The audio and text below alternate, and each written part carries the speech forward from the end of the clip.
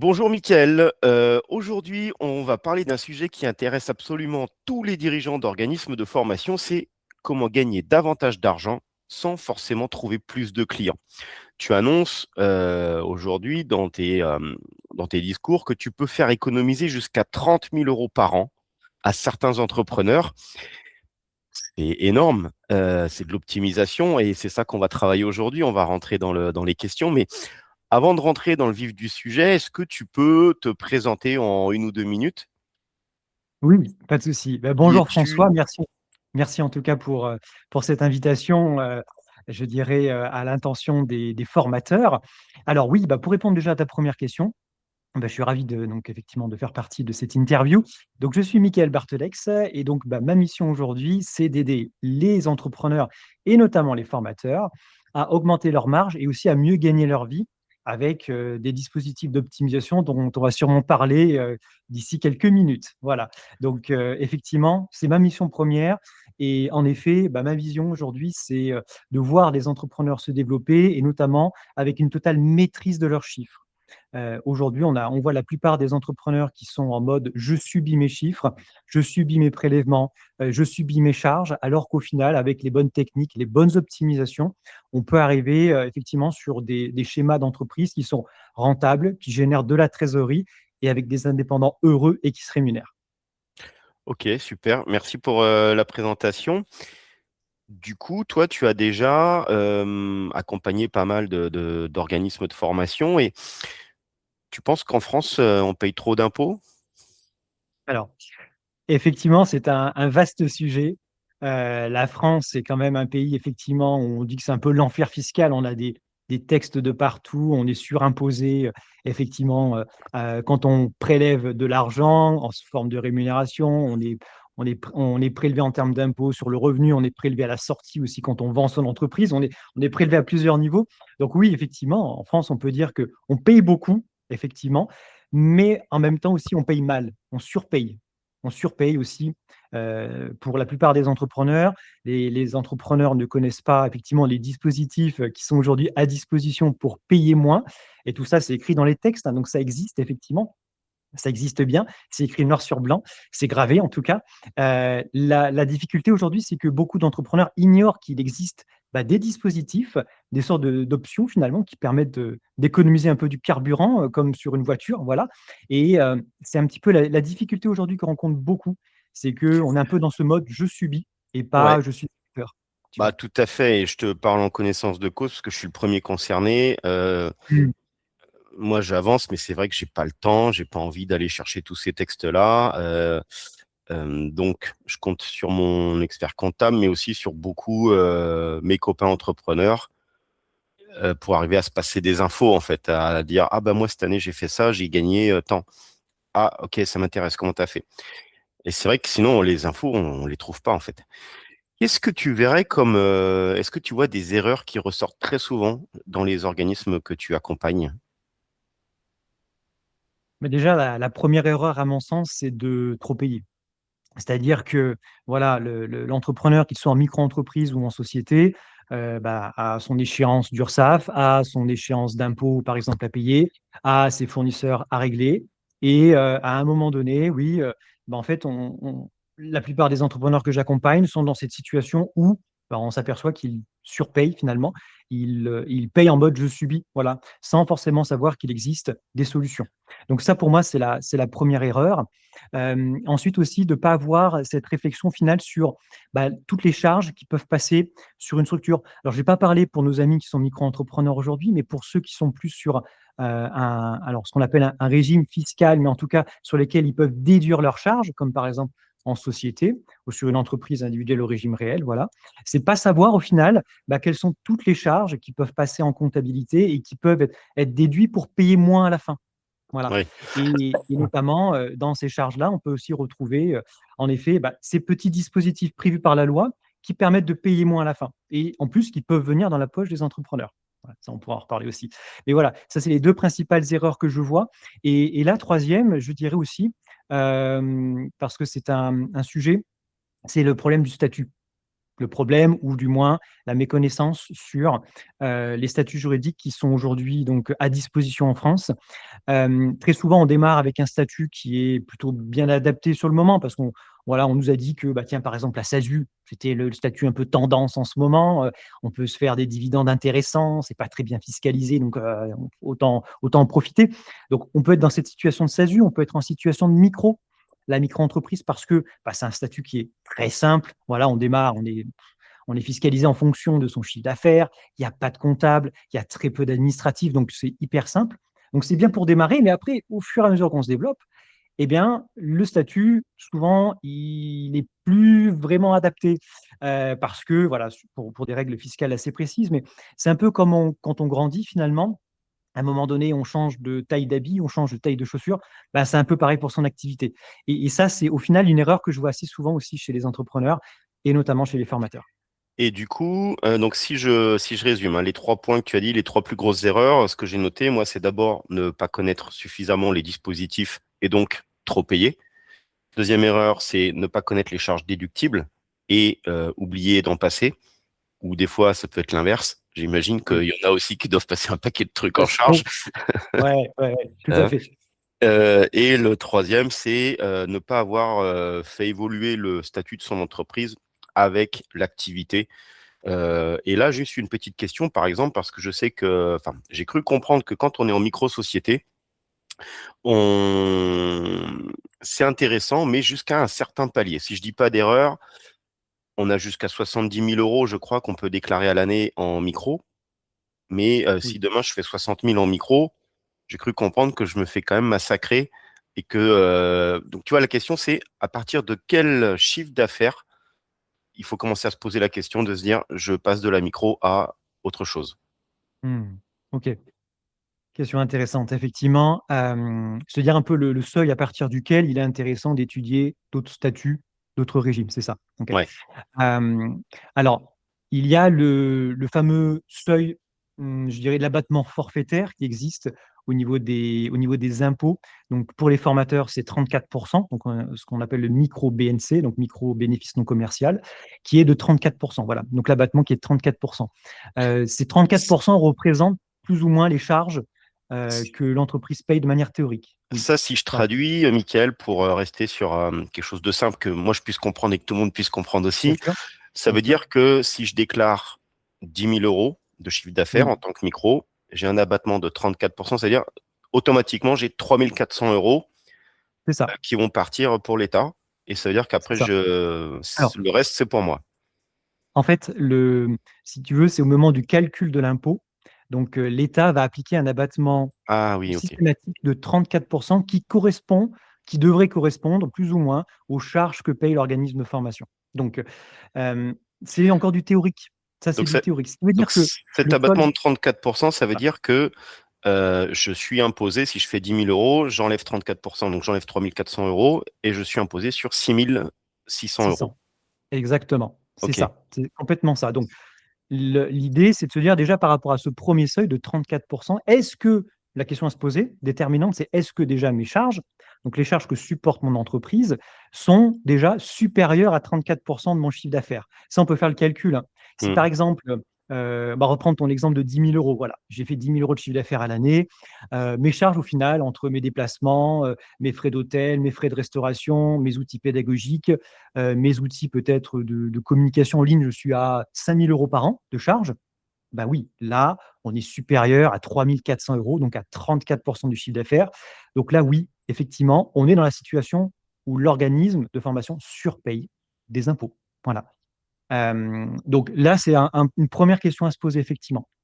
Et après, il y a aussi un deuxième seuil qui, pour moi, est relatif aussi au chiffre d'affaires parce que, bah, comme on le sait en micro-entreprise, plus on se développe, plus on fait de chiffre d'affaires et plus on paye, hein, puisque l'URSSAF et les impôts sont calculés à la source, hein, tout en haut sur le chiffre d'affaires. Donc, Combien c'est? Une vingtaine de pourcents, non? alors, sur la partie URSSAF, on est autour de 25%, j'arrondis, on est à 24,6%. Et à cela, après, il faut rajouter aussi les impôts. Donc là, on va être sur comment dirais-je, il y a deux options possibles, hein.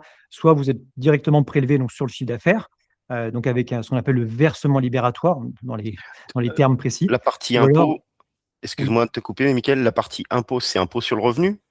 Non. c'est impôt sur le revenu, tout Ah, à c'est fait. impôt sur le C'est ça. revenu. Ok, d'accord. Ok. Oui, quand on est en micro-entreprise, c'est ça. On est à imposer sur le revenu, en effet, et on déclare donc ses revenus d'activité professionnelle, donc au niveau de sa déclaration de revenus du foyer personnel, fiscal. Ok. Voilà. Ok. Donc, suivant après, alors les impôts, je ne peux pas donner de taux parce que ça dépend si l'entrepreneur a fait l'option pour être prélevé directement sur le chiffre d'affaires, c'est-à-dire on est à 2,2% du chiffre d'affaires, ou s'il déclare ses revenus avec l'abattement de 34%. Donc là, je ne peux pas donner de chiffres. Par contre, on sait que l'URSSAF, c'est un quart du chiffre d'affaires.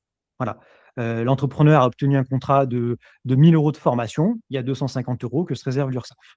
Voilà. Donc, plus on se développe, plus on va payer effectivement d'URSSAF. C'est le principe. Donc, à partir de là, effectivement, il y a des choix qui peuvent être faits. Et je me dis, effectivement, alors, dans les entrepreneurs que j'ai accompagnés, à partir de 50 000, 60 000 euros de chiffre d'affaires par an, ça devient intéressant de regarder, de faire une étude sur les autres statuts. Pourquoi? Parce que sur les autres statuts, on va notamment pouvoir appliquer ces dispositifs. En fait, on le verra tout à l'heure, ça permet de mieux se rémunérer, surtout de se rémunérer différemment, parce que ça sera de la rémunération des revenus qui ne seront ni soumis à URSSAF, voire ni soumis à impôt. Donc pour l'entrepreneur, c'est là où ça devient intéressant. Et donc ça, on ne peut pas le faire en micro-entreprise, on peut le faire que sur d'autres statuts. Voilà. Donc à garder en tête, effectivement, ce seuil de 50, 60 000 euros de chiffre d'affaires par an, 70 000, pardon, 50 000, 60 000 euros de chiffre d'affaires par an pour commencer à étudier les autres statuts. Ouais, ok. Je comprends.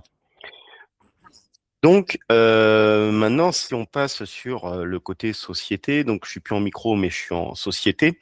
On a Oui, parlé, donc en société, il existe principalement, ce qu'on voit souvent, c'est la SAS ou la SARL, oui, avec un peu ses déclinaisons, hein, SASU, EURL. c'est ça. Et après, une question que j'entends de temps en temps, moi, c'est est-ce qu'il vaut mieux se rémunérer avec un salaire ou avec des dividendes? Ça, c'est une question, encore une fois, on pourrait disserter pendant des heures sur le sujet. Euh, Est-ce que c'est plus intéressant? En fait, je pense que la question à se poser, c'est de quoi j'ai besoin, moi, en tant que formateur, au quotidien. Euh, je dirais même au mois. Est-ce que j'ai besoin de me rémunérer tous les mois parce que j'ai des charges fixes perso et forcément, je n'ai pas d'autres revenus dans mon foyer fiscal qui me permettent de vivre. Donc, à ce moment-là, j'ai besoin de tirer des revenus de mon entreprise, de mon organisme de formation. Et donc là, auquel cas, il va être intéressant de se poser la question de qu'est-ce qui, au final, euh, quel est le statut qui me permet de récupérer le plus d'argent à la fin. Voilà. Donc, si on est dans ce cas-là, effectivement, sur le statut qui permet de récupérer le plus d'argent, j'aurais plus tendance à dire il faut plutôt se écouter SARL parce qu'on va avoir des charges sociales qui vont être moins élevées.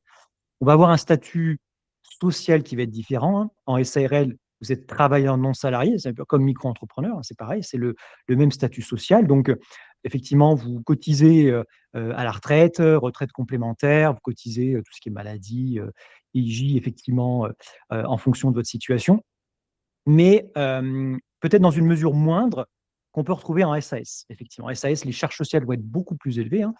Pour donner un rapport, SARL, vous êtes imposé, enfin pas imposé, vous avez des cotisations autour de 44%, à peu près entre 40 et 44% en fonction de votre niveau de rémunération. En SAS, on monte beaucoup plus. Si on parle sur une rémunération nette, par exemple 1 000 euros, en SARL, on va avoir environ 450 euros de cotisation à rajouter, cotisation sociale. En SAS, on va plutôt être sur un ordre de 750 à 800 euros à rajouter. Voilà. Donc, Donc, pour me donner 1000 euros de salaire, si je suis en SARL, je rajoute 450 euros. c'est ça. Si je suis en SAS, pour me donner 1000 euros de salaire, il faut que je rajoute 750 ou 800 euros. C'est ça. Auquel il faut aussi rajouter l'impôt sur le revenu après, bien entendu, suivant la situation fiscale du foyer, voilà, de l'entrepreneur, du formateur. Donc, ça, c'est déjà un premier critère à avoir en tête au final, hein. C'est si je veux me payer tous les mois, bah, d'un côté en SAS, bah, je vais passer à la caisse presque 2 fois plus qu'en SARL. Bon.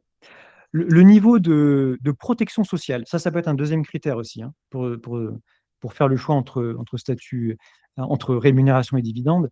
La protection sociale, il faut savoir que sur une rémunération SARL ou SAS, au final, ça va être, vous cotisez, voilà, vous cotisez à l'URSSAF. Donc, comme je vous l'ai dit, hein, il y a cotisation retraite, retraite complémentaire, en cas d'accident de travail, en cas de maladie, etc. En SAS, quand vous rémunérez en dividende, Il n'y a pas de ça, hein. Il n'y a pas de cotisation auprès de l'URSSAF. C'est que des impôts que vous payez. Il y a la fameuse flat tax, hein, à 30%, que vous pouvez autour de 31,4% cette année, en 2026. Là, il n'y a pas de cotisation. C'est que de l'impôt, hein. Donc, vous payez quasiment que de l'impôt, de la dette.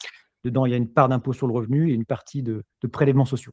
Donc, si je me Donc, c'est donne pas. un Mm. dividende de 10 000 euros en fin d'année, je vais Oui, payer 31% de flat tax, donc 3 000 et quelques euros. c'est ça, tout OK. à fait.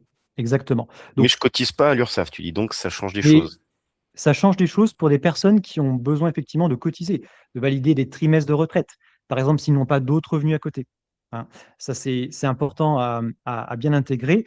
Par contre, quelqu'un qui a validé ses trimestres ou alors qui se constitue lui-même son propre capital retraite, capital maladie, etc., en cas de maladie, en cas d'imprévu dans la vie, et ben là, lui, effectivement, il aura plus intérêt à opter pour des dividendes en fin d'année, hein, s'il n'a pas de revenus mensuels. Et auquel cas, effectivement, là, il paiera beaucoup moins in fine que sur une rémunération lambda en Donc, SARL ou en SAS. donc, si je suis en SAS et je dis, OK, moi, je me donne chaque année des dividendes, je vais prendre 10 000 pour que ce soit un compte facile à calculer. Je prends 10 000 euros de dividendes chaque année. Donc, je donne 3 000 euros à l'État de flat tax. J'ai 7 000 euros Oui, dans ma poche. oui, Par contre, je ne cotise pas pour ma retraite. Je valide pas de trimestre, rien du tout. c'est C'est ça, ça? c'est ça. Donc, je toucherai pas de retraite, quoi, en gros. Si je reste sur un système comme ça toute ma vie. Alors, tout va dépendre de ce qu'il a cotisé en amont, cet entrepreneur-là. Parce que s'il a déjà, comment dire, validé un certain nombre de trimestres auparavant, le problème ne se posera pas. Et s'il a d'autres revenus à côté qui lui permettent de valider ses trimestres de retraite, le problème ne se pose pas non plus. Mais la Voilà. retraite sera beaucoup plus petite. Mais la retraite peut être plus petite, effectivement. Alors, Puisque je sauf s'il a déclare une. pas ces montants-là, il y a pas de cotisation, donc Effectivement, la il retraite y a sera plus bien deux faible. choses, hein. C'est ça. Il y a bien deux choses à retenir par rapport à la retraite. C'est effectivement, dans ce cas-là, les revenus qu'il tire de son entreprise, de sa SAS, ne rentreront peut-être pas dans ses 25 meilleures années pour le calcul de sa retraite. Et deuxièmement, il y a la notion de validation de trimestre, bah, pour partir ensuite à l'âge de la retraite, l'âge légal, hein, autour de 62 ans. Bah, pour le coup, ça rentrera pas dans cette validation de trimestre. Donc, il faut effectivement bien calculer son coût et faire en fonction de sa situation. Voilà, et c'est là que comment dirais-je, l'individualisation, le sur-mesure est très important quand on conseille notamment sur le statut et la stratégie de rémunération. Alors, quel est l'intérêt? Parce que moi, j'ai vu beaucoup hein, dans les gens que j'accompagne, sur Calliope, enfin bref, peu importe, dans les organismes de formation, j'ai vu beaucoup de SAS. Donc, les gens, j'ai l'impression que tout le monde part sur une SAS. Et de plus en plus, je vois quand même Oui, que les individus, enfin ceux qui sont seuls pour l'instant, ils partent plutôt sur de la SARL ou de l'EURL. Ce que moi j'ai créé aussi, moi j'ai créé il y a 8 ans ma société, c'est EURL. Parce que, comme tu dis, les cotisations sur les salaires sont beaucoup moins élevées. Du coup, mais quel est l'intérêt de la SAS? Pourquoi les gens choisissent une SAS finalement? ok. La SS, elle peut être intéressante au démarrage. C'est vrai qu'on en parlait un petit peu tout à l'heure. Au démarrage, en SAS, en fait, c'est très simple, c'est beaucoup plus simple de pouvoir toucher son chômage, parce que souvent, il y a beaucoup de personnes qui ont signé des ruptures conventionnelles avec leur employeur et qui touchent le chômage sur les 18 mois. Alors, ça a encore changé, là, je crois, il y a quelques mois, les modalités d'indemnisation, mais quand on crée son entreprise, effectivement, en SAS, c'est beaucoup plus simple d'avoir son maintien de chômage à côté et, et justement de ne pas se rémunérer, ou du moins de très peu se rémunérer durant la période de chômage. Donc, l'ASS offre effectivement cette facilité-là. Il n'y a pas de cotisation URSSAF minimale à payer en l'absence donc de rémunération tirée de la SAS. Voilà. Donc, ça, c'est un avantage aussi. C'est-à-dire qu'il y a rien à sortir pour l'URSSAF, alors qu'en SARL, il y a une base de cotisation minimale à payer. Donc, Ça, c'est ça récent peut ou pas? expliquer. Parce que moi, Ah bah, oui, il y a 8 oui, ans, moi c'est pareil, hein, quand j'ai créé mon entreprise, donc j'ai quitté mon employeur, on a fait une rupture conventionnelle, j'ai été au chômage. Et là, donc il y a 8 ans, j'avais le droit à 2 ans de chômage. J'ai oui, pu créer mon EURL et tant que je me versais pas de salaire, je pouvais constituer de la trésorerie en fait oui, et tout à toucher fait. mon chômage à côté. Donc pendant 2 ans, j'ai touché mon chômage. J'ai constitué une trésorerie avec tout le chiffre d'affaires que j'ai pu faire, ce qui m'a permis de bien dormir la nuit puisque derrière, bah, tu n'as plus le droit au chômage. Euh, mais le URL, je n'ai pas souvenir d'avoir eu de cotisation tous les mois ou ça a Alors, changé, non? effectivement, il y a une évolution sur le sujet et aussi sur le calcul du chômage. Il y a eu une évolution sur le sujet puisque en URL, France Travail, donc avec Pôle emploi, France Travail aujourd'hui se base effectivement sur les revenus qui ont été réellement, comment dirais-je, tirés par l'entrepreneur. Donc ça, c'est sur bilan. Il faut le bilan, voilà, pour que France Travail effectivement puisse calculer le chômage. Donc tant qu'on n'a pas un premier bilan, bah, la première année quand on démarre, on n'a pas de bilan. Donc France Travail se base sur une estimation de revenus et verse 70% du chômage. Donc, tant qu'on n'a pas le bilan. Donc, ce qui veut dire que déjà, sur la première année, on touche que 70% de son chômage et pas 100%. Donc, suivant après je dirais les situations de chacun, on peut avoir plus ou moins de difficultés à finir les mois. Voilà. Donc, ça, c'est aussi un sujet qui est important. Alors qu'en SAS, on peut très bien se faire une fiche de paye à zéro et toucher 100% de son chômage. Donc, déjà, là, on peut gratter effectivement les 30% restants, rien qu'avec le statut de SAS. Donc, effectivement, c'est plutôt bien adapté au démarrage pour le coup. Après, quand l'entrepreneur commence à se rémunérer, là, on va toucher du doigt la principale, je dirais, contrainte qui est le coût élevé des cotisations sociales. Voilà, puisqu'on va monter à 80%, ce qu'on disait tout à l'heure. Donc, ça peut être bien pour démarrer, mais après, ça vaut le coup aussi de se poser pour savoir si ce statut, 18 mois après ou un an après, est toujours bien adapté à la situation de l'organisme de formation. Ok. Si je reviens un petit peu sur les dividendes, selon toi, à quel moment c'est plus intéressant de se payer en dividendes que de se verser un salaire? Ok. C'est plus intéressant. Alors déjà, dès lors qu'on n'a pas besoin forcément de protection sociale, ça on l'a vu, puisqu'il n'y a pas de cotisation URSSAF, donc pas besoin, ok, on peut se rémunérer en dividende. Deuxièmement, c'est lorsque l'entrepreneur a déjà des revenus qui tombent tous les mois. C'est-à-dire qu'il n'a pas besoin de son entreprise pour vivre. Et à ce moment-là, il peut attendre la fin d'année et se prendre la cerise sur le gâteau, je dirais, sur les résultats. Il faut aussi qu'il y ait du bénéfice. Attention, hein, dividende, c'est dans le cas où il y a du bénéfice. Donc, c'est important aussi de bien l'avoir en tête. Euh, je dirais. Et, euh, et troisièmement, si on veut aussi défiscaliser, puisqu'on a bien vu que la flat tax, alors c'est que de l'impôt, mais 31,4% pour cette année, c'est toujours moins élevé que URSSAF plus impôts cumulés qu'on peut avoir sur une rémunération. Voilà. Mm. Donc, ça, effectivement, les dividendes peuvent être intéressants lorsque on coche ces trois cases-là. Et les dividendes, je peux les prendre que quand je les ai déclarés en résultat net. C'est-à-dire que je paye d'abord l'impôt société Oui, et tout à fait. ensuite la flat tax. Et ensuite, la flat Bon, tax, ok, effectivement. l'impôt société, on le paye dans tous les cas. Ah non, Oui. sauf si je me le donne en salaire. Si je me donne en salaire, c'est déductible des résultats, donc il n'y a pas d'impôt société. Oui, tout à fait. Mais dans ce cas-là, il y aura un peu moins de dividendes, puisque du coup, on va pouvoir aussi déduire l'URSSAF payé sur cette rémunération. Voilà. Du coup, à la fin, le résultat sera diminué, puisque du coup, on aura constaté en charge le salaire, je dirais, mensuel et les charges sociales. Résultat moins élevé, donc dividende moins élevé. Donc après, c'est aussi un mix peut-être à envisager pour l'entrepreneur en fonction de ses besoins. Encore une fois, tout part des besoins du formateur. Ok. Du coup, maintenant, donc on est toujours dans les salaires, mais on va parler un petit peu aussi de trésorerie, parce Oui, que la trésor, enfin, je pense que tu le diras certainement mieux que moi, mais moi, en tant qu'entrepreneur, je me rends compte à quel point la trésor est super importante. Je sais qu'il y a 5 bien ans, sûr. 4 ans, moi, j'avais pris des salariés, ils m'ont coûté très, très, très, très cher. Je n'avais pas du tout anticipé. Et heureusement que j'avais une grosse trésorerie, sinon j'aurais coulé l'entreprise. Parce qu'elle m'a permis d'absorber tous ces frais que j'avais pas anticipés en fait. Du coup, la question maintenant, c'est de se dire, bah ok, entre rémunération et trésorerie, qu'est-ce que tu conseillerais, toi? Est-ce qu'il faut se rémunérer peu, se faire une grosse trésor pour être tranquille, ou l'inverse, dès qu'il y a de l'argent, il faut se le prendre pour laisser un minimum? Euh, c'est quoi ta Oui. philosophie, toi?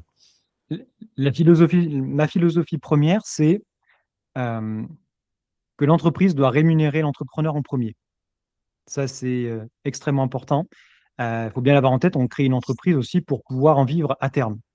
Donc, tant qu'on a le chômage, OK, on thésaurise, hein, on va mettre au maximum de côté de la trésorerie. Tout ce qu'on aurait dû se mettre dans la poche et verser à l'URSSAF, bah, au final, on le laisse sur le compte en banque ou alors on le place, hein. Ça dépend aussi de la philosophie de l'entrepreneur, il a déjà une âme je dirais, de placement en tête. Et après, donc, dès que l'entrepreneur commence effectivement à faire du chiffre, on passe la première, la deuxième année, il commence à se rémunérer. Et là, ça va être intéressant de commencer à se rémunérer et donc de prévoir un budget, effectivement. Moi, je suis pour le budget et faire passer le budget rémunération dans les budgets premiers, quitte éventuellement à faire des coupes au niveau de ses charges de fonctionnement, de se dire, OK, est-ce que cette charge, elle me rapporte quelque chose? C'est aussi important de prendre le recul. 4, 5 mois après avoir commencé à payer une charge, OK, est-ce qu'elle me rapporte réellement? Est-ce que j'ai un ROI, un retour sur investissement? Est-ce que cette charge me rapporte du chiffre d'affaires? Est-ce qu'elle me rapporte du temps? Est-ce qu'elle me fait gagner du temps pour que moi, formateur, je me consacre à des tâches qui bah, me permettent de dégager plus de chiffres derrière aussi? Par exemple, l'administratif. En plus, Calliope, bon, voilà. Personne n'aime faire ça. Alors, peut-être qu'il y a des exceptions parmi les formateurs qui nous regarderont, mais euh, là, globalement, ça, c'est une tâche qui n'apporte aucune valeur ajoutée à l'entreprise. C'est pas une tâche qui va générer, alors elle va générer de la trésorerie à terme parce que l'entrepreneur va être payé par des fonds, etc. Mais dans un premier lieu, c'est pas quelque chose qui va générer plus de chiffre d'affaires, qui va générer plus de résultats, etc. Donc ça, c'est quelque chose qui peut être délégué concrètement à quelqu'un qui va sûrement faire les choses 3 fois plus vite que l'entrepreneur lui-même et qui va permettre à l'entrepreneur, lui, de se consacrer sur bah, peut-être du démarchage commercial, aller trouver de nouveaux clients, continuer à se former lui-même pour augmenter à terme bah, son prix de vente et gagner plus d'argent à terme. Voilà. Donc, il faut vraiment se poser la question, OK, ma rému, ça doit passer en premier, et le reste, eh ben, se poser la vraie question, est-ce que c'est quelque chose qui me rapporte concrètement en termes de temps, chiffre d'affaires ou marge? Voilà. Et comment est-ce que je peux le diminuer? Aujourd'hui, il y a pléthore de fournisseurs sur certains sujets. On peut faire jouer la concurrence. Ok. Et du coup, ce serait quoi en termes de trésorerie? Moi, je suis quelqu'un de, tu vois, de très prudent, très axé sécurité. Donc, je sais il me faut une grosse trésorerie pour bien dormir. Sinon, je dors pas bien. Je suis en stress. OK. Du coup, Oui. je sais que j'ai au moins 8, 9 mois, pas loin d'un an, où si pendant un an je fais pas de chiffres, c'est pas grave, j'ai de quoi me payer quand même. Oui. Donc, mais je sais que c'est pas forcément optimisé. Enfin, après, on va parler un peu de placement de trésorerie, mais toi, donc pour dire, OK, quelque chose qui tourne bien et qui est optimisé, qui est efficace, ce serait combien de mois de trésor il faut Oui. d'avance pour être tranquille? L'idéal, ouais, l'idéal, c'est 6 mois. Six Quand mois? vous avez la moitié d'une année qui est déjà sécurisée, ça veut dire que, admettons, vos charges, rémunération comprise, c'est par exemple, on va dire 5 000 euros par mois. Je donne un chiffre comme ça au hasard. Ça veut dire que tant que vous n'avez pas 30 000 euros, donc 5 000 fois 6 mois, 30 000 euros donc en compte en banque de manière récurrente, voilà, en moyenne, et bien du coup, ça ne sert à rien finalement de réfléchir à placer de l'argent. Au-delà de 6 mois de trésorerie, on peut commencer à se poser la question, OK, c'est de l'argent qui dort, clairement, j'en ai pas besoin. Même en cas de, si demain je m'arrête, formateur, j'ai plus de marché, ça me laisse 6 mois pour me retourner, comme ça je peux quand même payer mes charges, donc ça c'est bien, ou même si je suis en arrêt, tout ça. Euh, Au-delà de 6 mois, je peux commencer effectivement à placer. Voilà, trouver des placements, etc. Ça peut être de l'immobilier, ça peut être des comptes à terme, suivant après aussi la philosophie du formateur, hein. Mais oui, 6 mois, c'est pour moi le point de départ de la réflexion. Ok. Après, on peut monter ce chiffre, on peut le descendre en fonction de la réalité du terrain aussi, de l'entrepreneur, hein. S'il y a des marchés récurrents, bon, on se dit, OK, il y a moins de risques d'arrêt d'activité, on peut descendre un peu le curseur. Et au contraire, s'il y a plus de volatilité, plus de risques bah, au niveau des marchés de formation, on peut peut-être augmenter le delta, le curseur, le monter un peu plus à 7-8 mois, tel que toi, par exemple, François, tu fais aujourd'hui, tu vois. Voilà. Ok. Ok, ok, ça marche. Euh, Encore une ou deux Oui. questions là, et après on va passer sur les Oui. dépenses déductibles. Je pense que c'est ce qui intéresse beaucoup de gens, de savoir vraiment qu'est-ce qu'on peut déduire, qu'est-ce qu'on a le droit de déduire ou pas. Oui. Du coup, moi, ma trésor, c'est pareil, mais ça fait, tu vois, ça fait seulement un an et demi que je commence à placer ma trésorerie, alors que j'avais une grosse trésor qui restait sur un compte non rémunéré en fait. Tu vois, et seulement il y a un an et demi, j'ai commencé à m'y intéresser en me disant, mais ouais, mais c'est con cet argent qui dort et qui fait pas de petit. Euh, donc, je vais te poser la question après de savoir, toi, qu'est-ce que tu conseillerais en termes de placement. Mais juste pour donner les exemples de ce que j'ai fait moi, d'abord, j'ai fait compte à terme. Oui. Parce qu'il y a un an ou deux, les comptes à terme, il y avait je sais plus, on était à 3,7%, je crois, sur 2 ans. Enfin bon, c'était intéressant. Et là, j'ai pas renouvelé de compte à terme parce que je les ai trouvés un peu bas. Et par contre, je suis parti sur placer en bourse sur un ETF, Oui. le MSCI World. Donc, juste pour expliquer ce que c'est, le MSCI World, c'est en gros, ils prennent les 1000 entreprises les plus performantes du monde. Et puis, ils font une espèce de package. Et si je mets 1 000 € dessus, ben, on voit les résultats des entreprises. En général, ça monte. Donc, l'ETF monte avec. J'en suis très, très content puisque depuis un an, je crois qu'on est à 19% quasiment de moyenne. C'est un truc incroyable. Je dis pourquoi j'ai pas fait ça avant. Donc voilà, moi, je suis beaucoup là-dessus et je mets tous les mois une somme fixe pour dire, je fais du DCA, quoi, hein, de dire, bah, ça monte, ça baisse, peu importe. Je monte et ça permet de lisser et d'amortir les risques. J'ai entendu parler pas mal de SCPI. Alors, je suis pas encore très familier avec le système, mais pourquoi pas. Mhm. J'ai entendu parler de fonds euros aussi que je connais pas bien. Je sais pas si tu as déjà, toi, un avis à donner, des conseils à donner.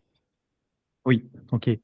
Euh, et là, la vie va encore une fois dépendre de ce que recherche l'entrepreneur, du risque qu'il veut prendre aussi dans son placement, hein, puisque on va avoir des placements divers et variés aujourd'hui qui existent, hein, qui sont plus ou moins risqués et donc plus ou moins rémunérateurs. Voilà.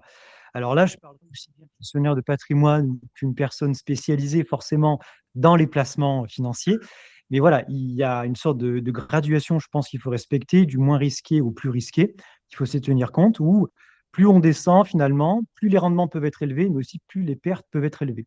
Donc ça va dépendre aussi après je dirais, comment dirais-je, de l'horizon de placement du formateur, ça va dépendre des sommes qu'il a à investir, ça va dépendre de est-ce que ça doit être utile pour sa retraite, etc. Donc, je dirais, effectivement, alors en premier lieu, j'évoquerai peut-être l'immobilier, qui pour moi reste le placement le plus sûr, le plus sécurisé.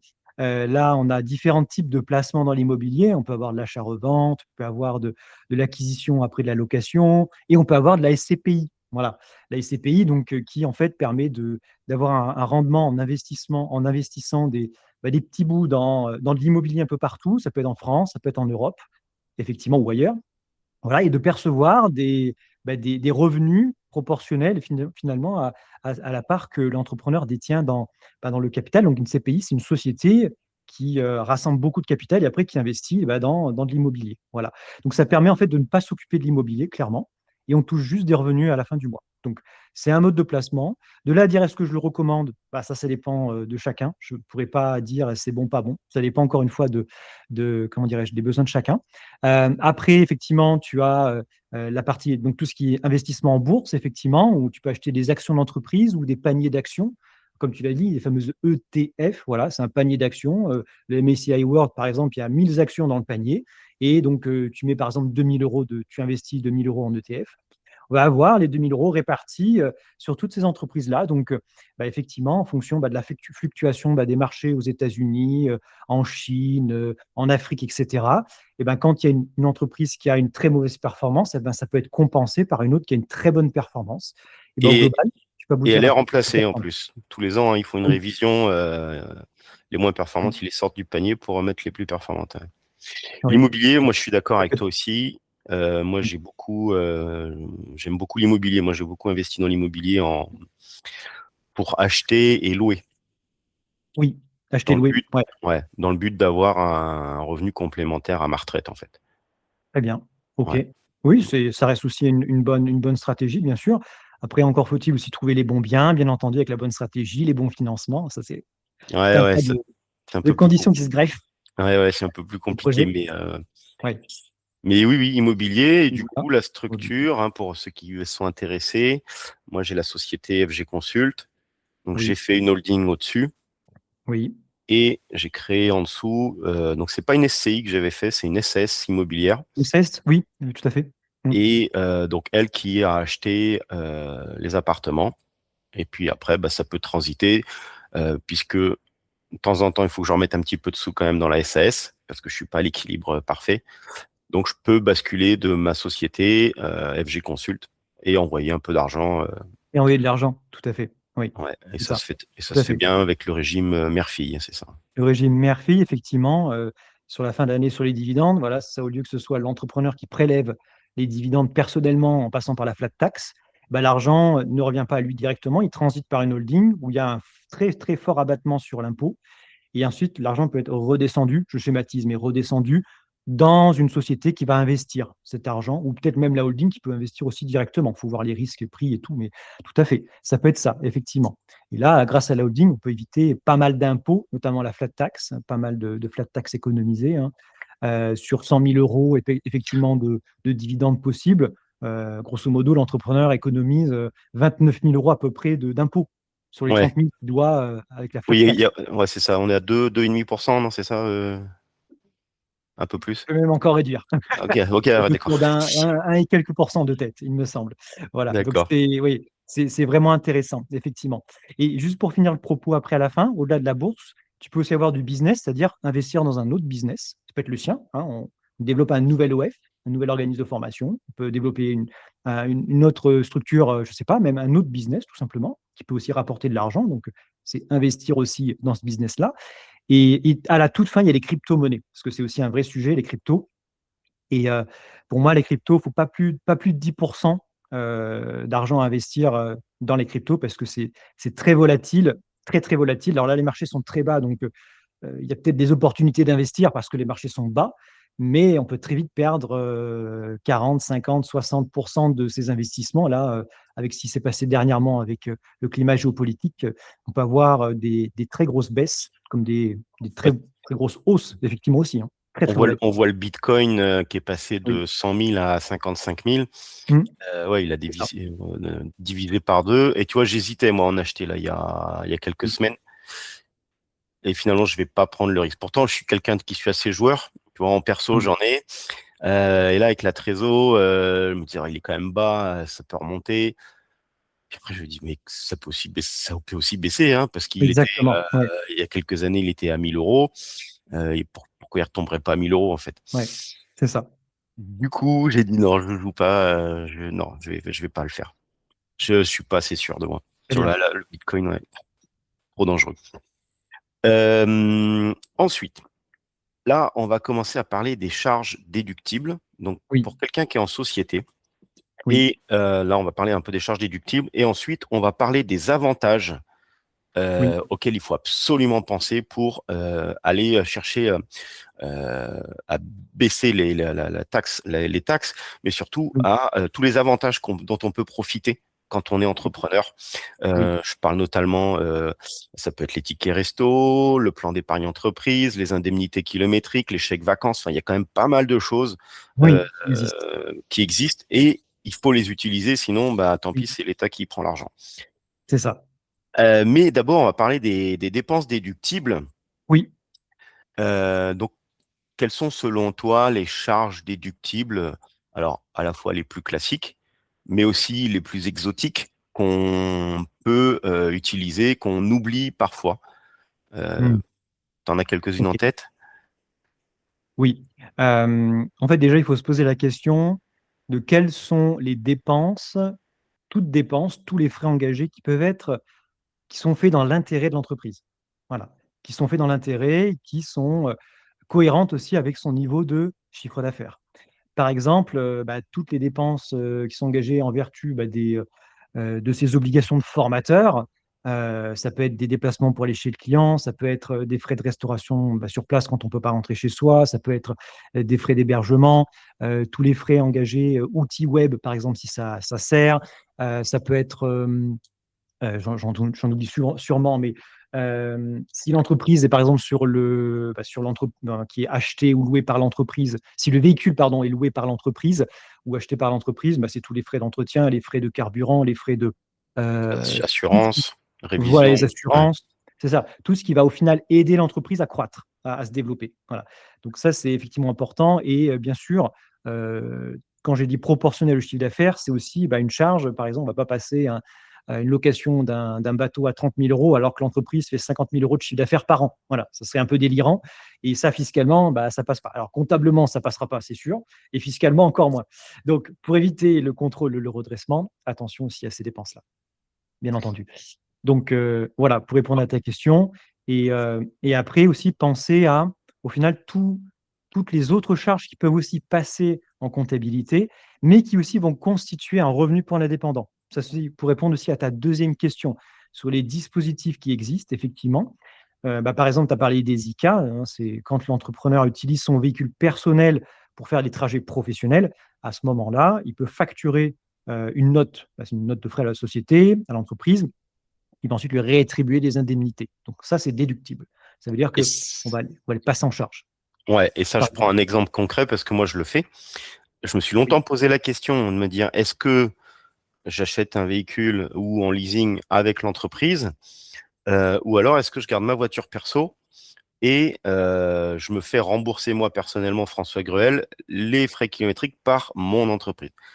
oui, En faisant les calculs, alors après, je pense que c'est propre à chacun et suivant les contextes, mais j'ai oui. l'impression que moi, c'est plus avantageux d'avoir les indemnités kilométriques. Je pense que ça dépend aussi beaucoup du volume de route qu'on fait à l'année. Quelqu'un qui fait 40 000 kilomètres, bon, vaut mieux prendre la voiture directement, je pense, en société. Mais là, par exemple, moi, j'ai fait 10 000 kilomètres cette année. Tu vois, que je clôture là. J'ai fait 10 000 kilomètres cette année. Ben, on est à 50 centimes d'indemnité kilométrique par kilomètre. Ça veut dire que l'entreprise me fait un chèque de 5 000 euros, en gros. Mm. C'est J'ai ça. payé mes kilomètres, j'ai payé mon essence, mon assurance, mes pneus, etc. Mais donc, Ouais. je sais que l'indemnité kilométrique, ça reste quand même quelque chose de très, très intéressant. Oui, il y a beaucoup, Et ça met du beurre dans les épinards de beaucoup d'entrepreneurs et notamment les formateurs, notamment qui sont en micro. Il faut aussi se poser la question à un moment donné, suivant le nombre de kilomètres que vous faites, hein. J'avais eu le cas de Valérie qui était formatrice en comptabilité. Elle faisait, je crois, un peu plus de 20 000 kilomètres, entre 20 et 30 000 kilomètres par an. Bah, elle passait à côté de 7 à 8 000 euros d'indemnité kilométrique à rester en micro-entreprise. Voilà, elle passe à côté. Donc, ouais, ouais. c'est aussi une question à se poser, même si elle payait son carburant avec les comptes de la micro-entreprise. Mais au final, elle aurait pu se mettre ça dans la poche, entièrement défiscalisé. Il n'y a pas d'URSSAF, il n'y a pas d'impôt à payer dessus. Et ça couvre en général pas mal, c'est un forfait, mais ça couvre pas mal les assurances, le coût du véhicule, s'il y a un emprunt remboursé, s'il y a un leasing. Et souvent, ça couvre plus. Donc, il y a même un petit reliquat de rémunération défiscalisée. Ouais, tout à fait. Parce que quand la voiture, elle a un peu des kilomètres et que sa valeur est assez faible, c'est là que ça devient très intéressant. Oui, oui, Une voiture neuve, non, c'est moins intéressant. Mais une oui, voiture qui a 100, 150 000 kilomètres, c'est là que ça devient très intéressant de faire les indemnités kilométriques. Ouais. effectivement. Tout se calcule suivant plein de paramètres, effectivement. Mais oui, oui, tout à fait. C'est un choix à faire. Et oui, effectivement, tout se calcule. Et donc, pour revenir un peu sur les dépenses déductibles, quand on est en Mm. société, parce que moi, je m'y suis énormément intéressé, évidemment, pour déduire au maximum. Oui, Donc, qu'est-ce qu'on peut déduire? ok. Mon téléphone, par exemple, je peux le déduire. Oui, Donc, oui, mon téléphone, c'est l'entreprise qui paye, c'est l'entreprise qui oui. paye le forfait tous les mois. Effectivement, téléphone professionnel attribué à l'entreprise, oui. OK. Moi, j'ai qu'un téléphone qui fait perso et pro. On est Ok, d'accord que ça passe dessus. ça passe. Après, un petit calcul quand même à faire pour. Tout dépend après du coût, bien entendu, mais c'est aussi bien de pouvoir séparer à un moment donné le pro et le perso, et là comptablement, suivant après les comptables aussi. Ça va être intéressant peut-être de faire une formule de calcul pour bien séparer la partie pro et la partie perso, suivant un pourcentage. Effectivement, il y a des choses qui peuvent être faites à ce niveau-là aussi, pour OK. bien borner fiscalement. Mon ordinateur, je peux le déduire. Utilisé principalement professionnel, oui. Ouais. Mm. OK. Mon forfait Internet, je travaille de Forfait chez Internet, moi. oui. Donc, moi, j'ai enfin, une pièce dédiée à mon Mm. bureau. Oui. Donc, je peux payer Internet avec le compte de la boîte. Là, le mieux, c'est de proratiser. Encore une fois, c'est de se dire aujourd'hui, si c'est payé par exemple à titre personnel, on peut aussi proratiser sur la partie pro qui est utilisée et demander un remboursement de l'entreprise. Voilà, ça Hmm. c'est plus propre fiscalement. Et Bah, pareil pour le bureau que tu utilises, par exemple, c'est une pièce dédiée à l'activité, pour l'activité de formation. Toi, tu travailles beaucoup en format distanciel. Et bien pareil, encore une fois, là, tu peux aussi demander un loyer comme si tu louais à ton entreprise personnellement une quote-part de ton domicile à l'entreprise. La quote-part, c'est ton bureau. Voilà. Et ça, tu peux aussi demander une rétribution. Voilà. Donc ça, je le fais aussi. Ouais, en effet, c'est la société qui donne un loyer à François Gruel tous les mois. C'est ça. Ok. Tout à fait. Les repas. Supposons, OK. donc je suis en déplacement, je suis parti à 100 km de chez moi pour la journée. Le repas du Oui. midi, je peux le passer sur la société. Oui, tout à fait. Du moment qu'effectivement, après, il y a des questions de TVA qui se posent, mais du moment que c'est fait, on peut le justifier par un repas avec un client, pour une mission, avec un partenaire, etc. Oui, tout à fait. Et si je suis tout seul? Et si tu es tout seul, bah, comme c'est effectivement dans l'intérêt de la structure, tu peux aussi le passer sur l'entreprise, Ok. parce que tu ne peux pas rentrer chez toi. Et Mm. maintenant, je décide d'aller manger au restaurant à côté de chez moi. Là, je suis à la maison. Je vais manger au restaurant à côté de chez moi. Est-ce que je peux passer ça en note de frais? C'est-à-dire que par principe, non, parce que c'est fait dans le cadre privé, ça n'a pas d'intérêt pour l'entreprise, sauf si effectivement, bah, il y a un lien avec une invitation client derrière, avec une invitation partenaire ou autre. Voilà. Mais par principe, je dirais non, bien D'accord. sûr. Donc, je peux pas passer en note de frais à un resto que j'ai fait à côté de chez moi, sans déplacement, sauf si j'ai invité un client ou un partenaire et que du coup, c'était dans le cadre du business en fait. Voilà, c'est ça, dans le cadre du business, effectivement. Voilà, D'accord.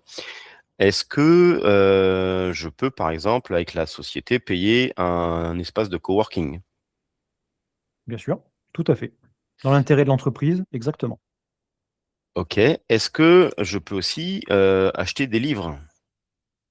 Complètement. Livres Documentation technique, ça passe très bien, des livres en lien avec l'activité de formateur, méthode pédagogique, parfait, sans problème. et livres développement perso. Alors là, on arrive sur un Alors, sujet. oui, oui, Parce oui, oui. que le développement perso, enfin moi je suis dans cette situation, j'achète beaucoup de livres de développement perso, mais qui me servent pour mon business. Oui, tout à fait. Alors dans Donc, quelle mesure on peut les faire passer ou pas?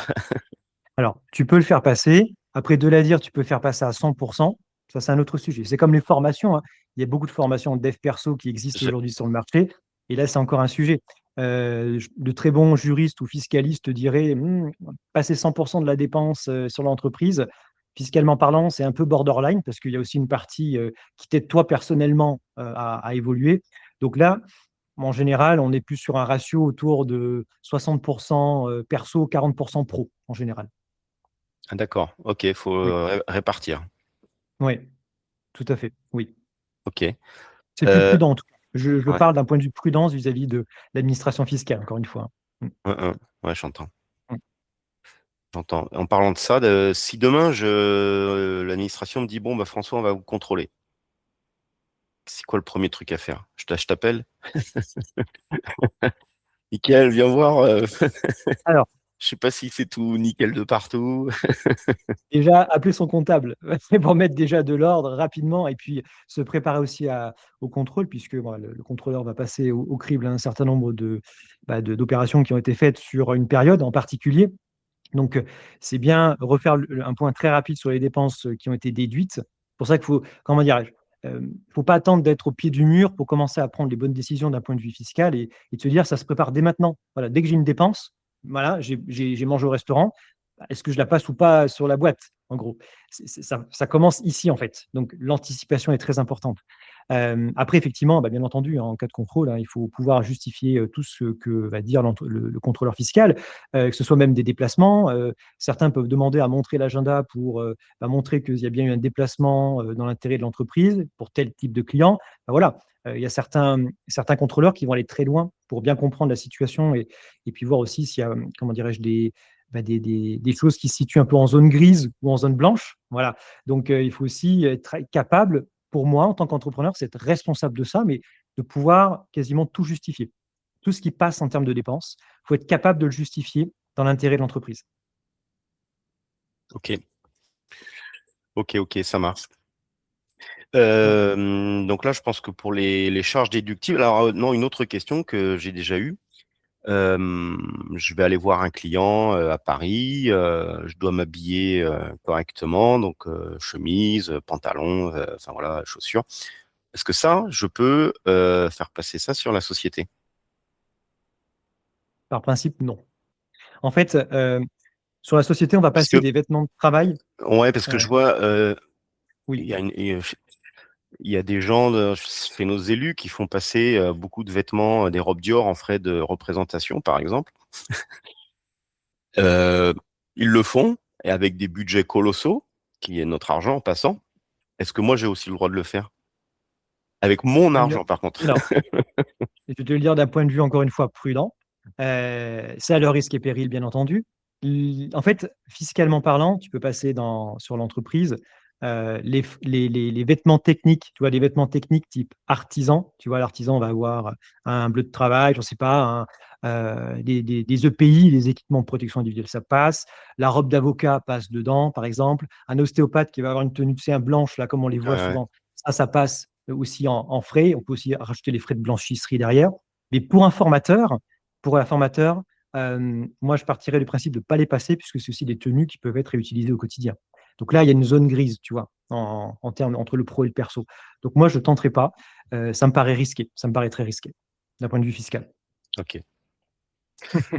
Ouais, je comprends. Ok.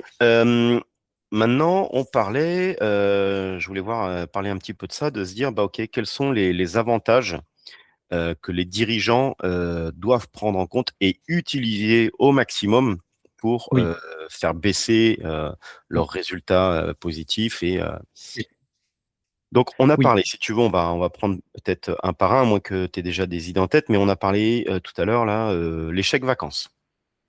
oui, tout à fait. C'en est un. Et l'intérêt, c'est que les dispositifs qu'on va voir, ça sera à la fois un revenu d'entrepreneur, peu ou pas fiscalisé, et d'un autre côté, ça va constituer une charge déductible, tu vois, supplémentaire à ce qu'on vient de dire à l'instant. Donc, d'où l'intérêt. Ça fait du revenu en plus, et en même temps, ça permet de payer moins d'impôts à la fin. Donc, ça, c'est bien. Chèque vacances, donc tout à fait possible. Ça, c'est le code du tourisme qui le prévoit. Et effectivement, l'entrepreneur peut bénéficier de chèques vacances dans un certain plafond annuel pour être entièrement défiscalisé. On est autour de 530 euros cette année, en 2026. Et des brouettes, hein, je ne sais plus combien exactement. Mais voilà, en tout cas, on peut passer ça, on peut commander avec les comptes de l'entreprise des chèques vacances et l'entrepreneur pourra les utiliser à titre personnel pour ses Ok. vacances. Donc, la société paye les chèques vacances à hauteur de 530 euros. Oui, Enfin, moi, je le fais aussi avec Mallory. Donc, on a chacun eu, voilà, des chèques vacances à hauteur de 530 euros par personne, payés par c'est ça, l'entreprise. tout à fait. C'est ça, Bon, ça, c'est génial. oui. C'est plutôt pas mal, j'avoue. Ensuite, Petit cadeau de euh, l'État. ouais, ouais, ouais. Le plan épargne entreprise. Oui, très intéressant pour placer notamment ces excédents de trésorerie et aussi pour placer des résultats de fin d'année que l'entrepreneur peut récupérer sous forme d'intéressement. Alors, ça, c'est un dispositif intéressant, l'intéressement, pour le coup. Contrat d'intéressement, en fait, c'est un peu se réserver une part du gâteau dès lors qu'on a un salarié. On a un contrat de travail dans l'entreprise. Dès qu'il y a un contrat de travail, alors attention, le président de SAS, par principe, ce n'est pas un contrat de travail, hein, même s'il est assimilé salarié, ce n'est pas un salarié, il n'y a pas de contrat de travail, sauf s'il en a mis en place spécifiquement, mais sinon non. Donc dès qu'il y a un salarié dans la boîte, par exemple, ça peut être un contrat pour gérer l'administratif, madame, monsieur, conjoint, conjointe, à minima, ou quelqu'un d'autre, on peut mettre en place de l'intéressement sur les résultats. Donc c'est un peu comme du dividende, hein. On est en fin d'année, il y a 30 000 euros de résultats. Suivant une formule de calcul un peu savante, on peut se prendre 10 000 euros sur ce résultat. Et donc, avant la clôture, on va passer 10 000 euros du coup en charge déductive. Ça va permettre de payer moins d'impôts. Très intéressant. Et en plus, l'entrepreneur va pouvoir récupérer cet argent, soit directement, soit le placer. Et l'avantage, c'est qu'il n'y aura pas de charge sociale, pas d'URSSAF. Ça, c'est bien. Il y a une petite part de CSG à payer, environ 10%, mais c'est le bout du monde. Et après, il peut faire le choix de le placer sur un plan d'épargne entreprise qui lui-même va générer après des intérêts. Donc, en fait, c'est récupérer de l'argent de la boîte sans passer par l'URSSAF et ensuite pouvoir le placer pour ensuite que ça génère des intérêts. Concrètement, ah, En effet, pour illustrer ce que tu viens d'expliquer sur le PE, je prends le cas Oui, concret puisque moi, avec Mallory, je suis dans cette situation.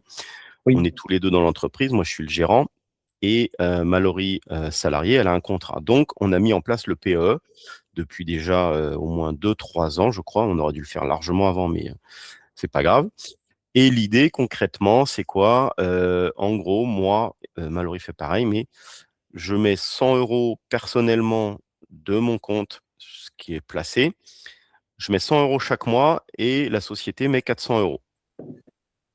Donc, tout déduit. Et tout ça, c'est placé sur un compte que je n'ai pas le droit de toucher pendant 5 ans.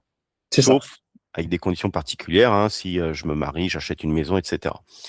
Mais du coup, en effet, c'est un placement qui est super intéressant parce que moi, ça me fait que économiser 100 euros par mois. Donc, ça me fait économiser 1200 euros à l'année. Mais au lieu d'avoir 1200, je vais avoir 6000 euros quasiment, puisque la société va abonder le compte. Et donc, pour un effort de 1200 euros, j'ai 6000 euros à la fin de l'année sur un compte qui sont placés. Et après, Effectivement. ben, au bout de 5 ans, je peux les sortir. C'est ça, Donc, tout à fait. ça, c'est vraiment, vraiment génial. Quand on a mis le curseur au max, là, comme nous, ben, Oui. c'est super intéressant. Effectivement, l'entreprise peut abonder jusqu'à 300% ce que vous mettez en plan d'épargne d'entreprise. Voilà. Donc, par principe, les sommes sont bloquées pendant 5 ans, comme tu l'as très bien dit. Et effectivement, il y a des cas de déblocage anticipé qui existent, heureusement d'ailleurs, pour des cas un peu exceptionnels de la vie. On peut quand même retirer l'argent si on se marie, s'il y a divorce, s'il y a acquisition de la résidence principale, s'il y a naissance, etc., s'il y a décès, etc. Voilà. Donc, c'est bien prévu par la loi aussi, bien entendu. Ouais, tout Voilà. à fait. Donc, PE, nous, on a signé ouais, il y a un petit moment déjà. Oui. On ne retournera pas en arrière, c'est génial. Par contre, le PER, plan d'épargne retraite, j'avais commencé à regarder et bon, j'ai pas trouvé que c'était très intéressant. Est-ce que toi, tu as un avis là-dessus? Comment ça fonctionne déjà? Parce que moi, je ne Ok. saurais pas l'expliquer. Toi, tu sauras mieux que moi. Oui, oui, oui. Le PER, du coup, on va parler du PER individuel, donc plan d'épargne retraite individuel. C'est un plan d'épargne qui a été conçu pour la retraite. Voilà, ni plus ni moins, c'est facile. C'est en fait un plan sur lequel on peut mettre de l'argent, concrètement. Voilà, ça peut être tiré de l'entreprise, de l'argent perso, etc. Et qui permet donc de se constituer une retraite future. Donc par principe, c'est de l'argent qui est bloqué. On ne peut pas le récupérer à 5 ans, on ne peut pas le récupérer à 10 ans, sauf si on part en retraite dans 10 ans, bien entendu, mais par principe, c'est de l'argent bloqué jusqu'à la retraite. Et l'avantage fiscal sur le sujet, c'est que du coup, l'ensemble des sommes qui sont versées sur le plan d'épargne de retraite individuelle, elles vont être déduites de la base imposable. Pas de l'impôt direct, mais du moins de la base hein, Hmm. qui va servir au calcul de l'impôt au niveau du foyer fiscal de l'entrepreneur. Donc, tout ce qui est mis, en fait, ça devient intéressant pour répondre à ta question, dès que l'entrepreneur commence à dépasser une tranche. Par exemple, il passe de la tranche de 11% à la tranche de 30%. Tu sais, c'est environ, je crois, 29 000, si l'entrepreneur a plus de 29 500 euros de revenus par an, admettons, il passe cette tranche-là, et ben, du coup, le mettre sur le PER, ça va lui permettre de redescendre la tranche pour éviter d'être imposé à 30% sur la petite partie qui dépasse. D'accord. Mais est-ce que du coup, c'est un peu comme le PE où moi, je vais mettre de l'argent perso et la société abonde aussi? Alors, sur le principe du PER individuel, on n'est pas dans cette dynamique-là, hein, ça Ah reste oui, de là, l'argent c'est personnel hors société. hors société. Oui, tout à Et fait. alors, Oui. PER avec l'entreprise, parce que je pense que Oui. c'était plus Ah oui, PERCO, donc Perco, collectif, c'est ça, effectivement. ouais. Voilà. Ouais. Alors, là, encore une fois, il y a peut-être des règles qui ont bougé aussi dernièrement. Encore une fois, un gestionnaire de patrimoine ou un assureur ou un banquier pourra aussi compléter et médire. Mais logiquement, on est un peu dans la même logique que le PE, donc plan d'épargne entreprise, où là, l'entreprise peut aussi abonder le PERCO, tout en sachant que c'est aussi un dispositif qui est bloqué jusqu'à la retraite et qui pourrait être débloqué de manière anticipée bah, en fonction des cas prévus par la loi dont on a parlé tout à l'heure pour le plan d'épargne d'entreprise. Et les abondements, c'est au même niveau que le PE, On doit être à peu près sur le même niveau. Oui, mais par contre, l'argent est bloqué. Ça veut dire que, vu que c'est un plan d'épargne, donc il est investi dans des actions, ça veut dire que si moi je mets aujourd'hui, j'ai 47 ans, supposons que je vais être à retraite à 65 ou 75 peut-être, d'ici là, ça aura bougé. Donc ouais, pendant 20 ans, c'est l'argent qui va rester placé. Oui, c'est de l'argent qui va rester placé et qui va générer des intérêts en fonction, au final, des placements, parce que aussi le PER comme le PEE, ce sont des placements. Donc, suivant le niveau de risque que vous voulez prendre, plus on s'approche de la retraite, plus on va aller vers des fonds euros. C'est vrai qu'on n'en a pas parlé tout à l'heure, mais le Oui, fonds euro, c'est un fonds qui est plus sécurisé, où il y a je dirais presque une garantie de rémunération autour de 1 à 2% et très très peu de risque de perte. Voilà. Et plus on est jeune, plus on va être sur des profils au final un peu plus risqués, où c'est des placements qui vont être faits sur des actions, sur des ETF, où on va chercher un peu plus la performance à faire fructifier le capital que lorsque l'on va arriver progressivement vers l'âge de la retraite. d'accord. Fonds euro, tu dis, c'est 1 à 2%. En moyenne, effectivement, Ouais, sur les d'accord. dernières Ouais, années, hein, c'est pas. Oui, c'est léger, quoi. oui. Mais pour le coup, c'est sécurisé pour quelqu'un qui veut avoir un peu la garantie de ses fonds au moment d'arriver, au moment d'arriver au retrait de l'argent, D'accord. définitivement. Et là, c'est pas bloqué en fonds euros. Quand tu mets de l'argent en fonds euros, tu peux. Bon, Ça va dépendre des contrats, encore une fois. Là, j'aurais pas la réponse spécifique. Ça va dépendre des placements que tu fais, des contrats sur lesquels tu places. Voilà. Là, je pense qu'un assureur ou un gestionnaire de patrimoine pourra mieux vous conseiller sur le sujet ouais, ok. que ce que je peux faire. Ok, ok. Euh, Et après, je suis en train de surveiller l'heure. Il va nous rester 10 minutes si ça te va, Mickaël. Très bien. Le... Je voulais parler de Calliope parce que tu es formateur toi-même, Mickaël. Tu donnes des formations. Tu envisages de passer Calliope. Mais avant qu'on parle de ça, j'avais noté quelques questions qui m'avaient été posées par la communauté. Je vais m'assurer on a bien tout. Ouais, pour une SASU, vaut-il mieux des salaires ou des dividendes ou mélanger les deux? On en a parlé. Quel frais un organisme de formation peut-il déduire? On en a parlé. Calliope impose-t-il une organisation financière particulière? Alors là, c'est moi qui vais répondre, mais Calliope n'impose rien en organisation financière.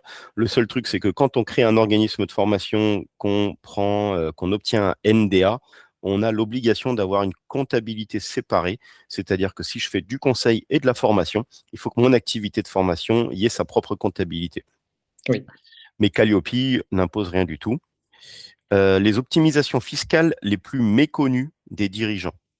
Est-ce OK. que tu vois autre chose à rajouter? On en a parlé déjà pas mal. Oui, oui, oui. Est-ce On que peut en tu aurais... rajouter. On peut en Ouais, rajouter. allez, vas-y. Et alors, je vais parler d'une notamment parce que elle est quand même assez intéressante à mettre en place et les comptables ne conseillent pas forcément sur le sujet. C'est ce qu'on appelle la redevance de marque. Alors, je vais m'expliquer un petit peu.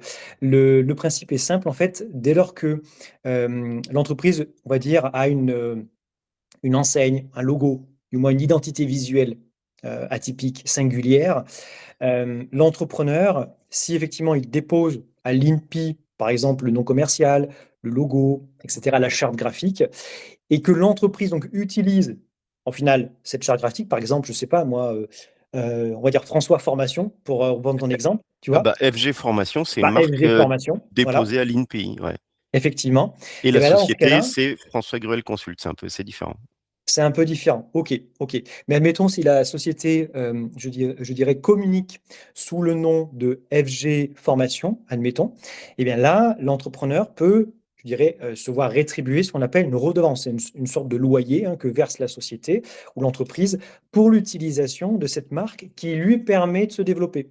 Parce que Hmm. comment dirais-je, le public t'identifie comme FG Formation, parce que ça permet de créer une renommée, ça permet de créer une véritable identité de marque, et donc ça lui permet de faire du chiffre d'affaires à ta société. Donc, on peut valoriser la marque pour que derrière, bah, François puisse percevoir des revenus, je dirais, de sa société pour Et l'utilisation de alors, la marque. pour faire ça, parce que là, moi, je l'ai fait, mais je l'ai fait au nom de le propriétaire de la marque, c'est mon entreprise, c'est pas moi personnellement. Ah, d'accord. Donc là, c'est différent. Donc là, ça marche Effectivement. pas. Ça montre la valorisation de l'entreprise, pour le coup, mais toi, ça ne pourra pas te servir, en tout cas. Mais ça servira à l'entreprise pour l'augmentation de sa valorisation. L'avantage, en fait, fiscal, pour répondre aussi, aller jusqu'au bout de la réponse, c'est que l'entrepreneur qui perçoit une redevance de marque, quand elle est bien calculée, bien calibrée fiscalement, en fait, ça lui permet de payer de l'impôt que sur 50%. de cette redevance, de ce loyer. Admettons, l'entrepreneur touche 5 000 € par an de redevance de marque. Donc déjà, ça vient dans sa poche. OK? Mm. Donc, c'est un revenu complémentaire, bah, soit aux dividendes, soit à son salaire, soumis à Urssaf, hein, qu'on a vu tout à l'heure. Donc ça vient compléter et en plus, du coup, eh bien, en fait, l'entrepreneur sera imposé personnellement que sur la moitié, donc 2 500 €. Il n'y aura que 2 500 € qui seront soumis à l'impôt sur le revenu. Donc là, il y a une belle optimisation fiscale, effectivement, sur le sujet de la marque. Mm. Et Je ne vais pas est-ce rentrer dans le que... détail. Non, non, mais c'est super intéressant. Mmh. Redevance, ça s'appelle redevance de marque. Donc, mais il On faut que ce appelle soit une marque déposée à l'INPI. C'est ça, effectivement, à titre personnel, par l'entrepreneur, donc par le formateur. Ouais, Tout à d'accord. fait. Oui, oui, effectivement. Ok. Est-ce Donc qu'il y ça pour a, tu penses à autre chose éventuellement dont tu as envie de parler? on a parlé des loyers, effectivement, quand la société, l'entreprise verse un loyer à l'entrepreneur, auquel cas l'entrepreneur, s'il touche que ce montant-là en termes de loyer, pourra bénéficier donc d'un abattement forfaitaire de 30 sur le montant donc des loyers perçus lors du calcul de l'impôt. C'est-à-dire que, encore une fois, 5 000 € de loyer touché, je grossis un peu pour l'exemple, et bien l'entrepreneur pourra déduire 30. Donc là, je ne sais pas combien ça fait, 15, ça 2000. fait voilà, 3 fois 5, 15, donc à peu près 1 500 €. Donc en fait, il va juste déclarer 2 500 €, si mes calculs sont bons, 3 500, pardon, 3 500 aux impôts. Voilà, donc il y aura quand même un abattement de 1 500 € sur le loyer. Donc là, il y a aussi une optimisation. Hmm. On a parlé de l'intéressement. Intéressement, pas d'Urssaf, et en plus, donc exonération totale d'impôt s'il y a placement sur un plan d'épargne entreprise ou un PERCO, par exemple. Donc ça, c'est intéressant aussi. On en a plein d'autres, hein. On a les véhicules électriques pour l'instant qui sont quand on fait passer le véhicule sur l'entreprise, on va avoir, des avantages sur la taxe, sur les véhicules de société, payer moins de taxes, bah 0 en l'occurrence. On peut suramortir le véhicule quand la société achète le véhicule, on va pouvoir créer une charge théorique supplémentaire pour payer moins d'impôts à la fin. Ça, c'est intéressant. On va avoir des frais d'énergie qui vont être beaucoup moins élevés, donc ça va permettre de dégager de la trésorerie aussi en plus. Donc, en fait, il y a plein d'avantages aujourd'hui sur le véhicule électrique. Et aussi, quand on l'a à titre perso, par exemple, moi, je roule en électrique à titre personnel, je facture des indemnités kilométriques à la société, eh bien, les ICA sont majorés de 20% Ah aujourd'hui. oui, juste parce Donc, que tu es en électrique. oui, aujourd'hui, il y a cet avantage qui existe encore. Donc, ça peut être aussi intéressant, personnellement, pour monter un peu l'argent qui vous revient dans la poche, hein. C'est Ouais, sur c'est ces le but. petits, voilà, sur les petits revenus diversifiés qui peuvent être versés en plus donc, de son salaire mensuel. Voilà, Ok, super. Merci beaucoup, Michael. avec plaisir. Petit chapitre de fin, Calliope. Donc, t'es formateur. Tu m'as contacté il y a quelque temps parce que tu souhaites passer Calliope. Euh, Juste deux, trois questions par rapport à ça. Qu'est-ce qui fait que tu as attendu aujourd'hui pour passer Calliope? Eh bien, c'est qu'en fait, j'ai un donneur d'ordre qui m'a demandé de passer avec Elopi dernièrement. Donc, jusqu'à présent, c'était pas un sujet pour moi, hein. J'avais qu'un seul client donneur d'ordre sur la formation. Et donc là, bah, le fait de devoir passer Calliope fait qu'il faut que je me penche sur le sujet. Voilà, jusqu'à présent, il me payait effectivement en direct, hein, sans forcément avoir besoin de Calliope pour passer par donc des fonds euh, Les des OPCO. OPCO, effectivement, voilà, des fonds de formation. Et donc c'est un sujet, c'est le sujet du moment, effectivement, et c'est pour ça que j'ai besoin de toi, François, sur le sujet. Est-ce que tu as des craintes par rapport à Calliope? Ah bah, les craintes, c'est bah, en tant que DAF, un directeur financier, bah, ma crainte, c'est de passer du temps sur une tâche qui me rapporte rien, bien entendu. Donc, bien sûr, la crainte que j'ai, c'est de devoir passer des heures et des heures à préparer l'audit et après à suivre, bah, au final, comment dirais-je, tous les indicateurs au quotidien, parce que, bah, comme on l'a vu sur le point fiscal, hein, c'est pas au moment de l'audit qu'il faut commencer à préparer tout ça, hein, ça se prépare à chaque action de formation. Donc voilà, j'ai aussi moi une crainte par rapport à ce temps que je vais devoir passer en plus sur tout ce pôle administratif. Ouais, je comprends. Je comprends. Tout le monde a cette même crainte. Et tout va dépendre du système que tu vas adopter en fait derrière. Oui, Mais tout à fait, t'inquiète, tu me connais, on va aller à l'efficacité maximale. bien sûr.